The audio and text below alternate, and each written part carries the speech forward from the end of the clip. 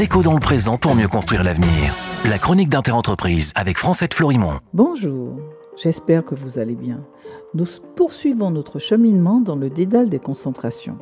Nous avons vu que les concentrations peuvent avoir de bons effets dans les grands espaces, mais dans les marchés étroits, elles posent problème.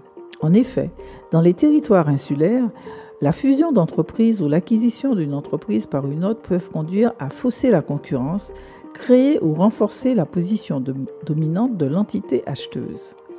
Un tel pouvoir donne toute latitude pour proposer des prix plus élevés, des services de moindre qualité, voire de réduire les efforts en matière d'innovation, ce qui au final cause un préjudice aux consommateurs. Ces effets pervers sont très exactement ce que subissent les territoires d'outre-mer français, mais cette réalité est sous les radars du législateur. En effet, la législation européenne sur les concentrations des entreprises appliquées en France fonctionne en cascade avec à chaque fois des seuils totaux de chiffre d'affaires à ne pas dépasser. Tout en haut, il y a la législation européenne.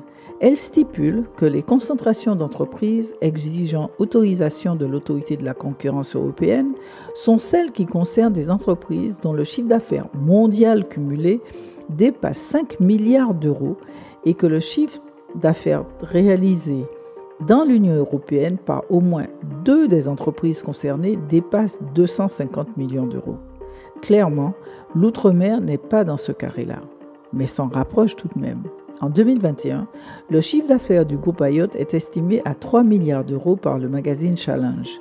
Ce groupe ayant fait le choix de se développer par croissance externe, c'est-à-dire par rachat d'entreprises, il se fixe une progression de 10% par an de son chiffre d'affaires total et dispose de 600 millions d'euros de résultats nets par an pour faire ses emplettes. Quand la concentration est sous le seuil européen, chaque État membre applique ses propres seuils supervisés par les autorités de concurrence nationales. On voit demain comment ça se passe en France. Prenez soin de vous.